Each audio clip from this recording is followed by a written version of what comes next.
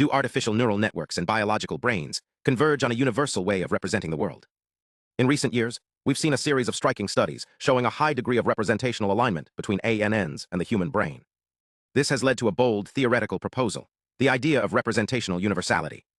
The claim is that if a system is sufficiently capable, it will inevitably converge upon the same shared representational structures, regardless of its architecture or training objective.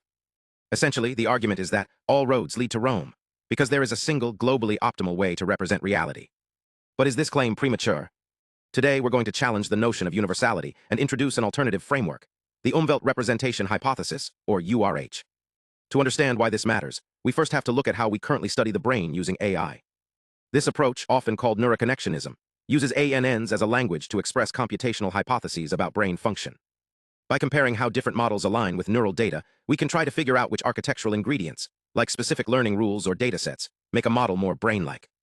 However, we've hit a point of diminishing returns. We're finding that models with drastically different architectures and training regimes often match neural data with similar accuracy. This has fueled the universality argument, the idea that these systems are all just approximating the same underlying, objective reality. This is best exemplified by the Platonic Representation Hypothesis, which suggests that as models get more data and more capacity, they all converge toward a single, Platonic world model. Under this view, any representational differences we see are just idiosyncratic noise, the result of a model not being fully optimized. This is sometimes called the Anna Karenina scenario.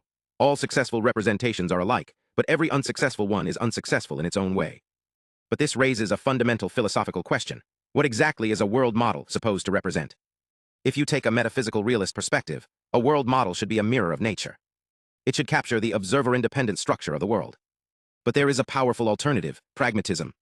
From a pragmatist or phenomenological perspective, a representation isn't a mirror, it's a tool. A good representation is simply one that captures the differences that matter for the system's specific goals. Think about it this way. A tiger hunting prey needs a model of the world that prioritizes location and action affordances, not a particle-level simulation of the forest. In this view, language and vision models might develop similar representations not because they've discovered a universal truth, but because they face overlapping functional pressures. This leads us to the Umwelt Representation Hypothesis. The term Umwelt refers to the specific, limited slice of reality that an organism perceives based on its biological and ecological constraints. For example, a bee sees ultraviolet wavelengths that are invisible to humans. This isn't a failure to see the full world. It's a specialized adaptation that is crucial for the bee's survival. The URH proposes that the Umwelt of a system determines its representations. This includes everything from sensory apparatus and metabolic resources to the specific training data and architecture of an ANN. Under this hypothesis, cognition isn't about reaching a global optimum. It's about finding a balanced compromise between various ecological constraints.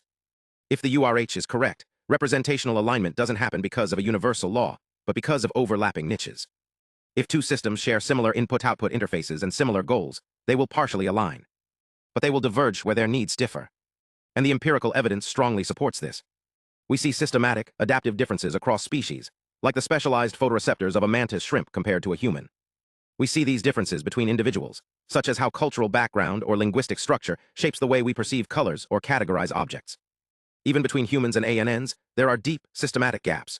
For instance, most AI vision models are heavily biased toward texture, while humans rely more on global shape. These aren't just errors or noise. They are locally optimal solutions for different sets of constraints. So how does this change the way we do neuroscience? If we follow the universality hypothesis, the goal of model comparison is to find the one, true, model that perfectly matches the brain. But if we adopt the Umwelt perspective, we stop looking for a single optimal model and start looking for alignment clusters. We realize that many of the ANNs we've studied so far align with human brains simply because they inhabit a human-centric Umwelt. They are trained on images taken by humans, of things humans find important, using architectures with human-inspired biases. They cluster together because they share a niche, not because they've found a universal truth. To really test this, we need to push beyond our current limits. We need to explore a broader space of ecological constraints. This means moving beyond CNNs and transformers to explore recurrent, topographic, or probabilistic networks. It means moving beyond static ImageNet datasets to explore active vision, multimodal integration, and the sensory worlds of other species. By mapping these alignment clusters, we can move from asking which model is most brain-like to asking which ecological constraints drive these specific representational structures. In summary, while the idea of a universal world model is tempting, the evidence suggests that representation is a local, adaptive process. By reframing our approach through the lens of the Umwelt, we can move toward a more nuanced, biology-inspired computational neuroscience, one that recognizes that the correct way to represent the world depends entirely on where you are standing in it.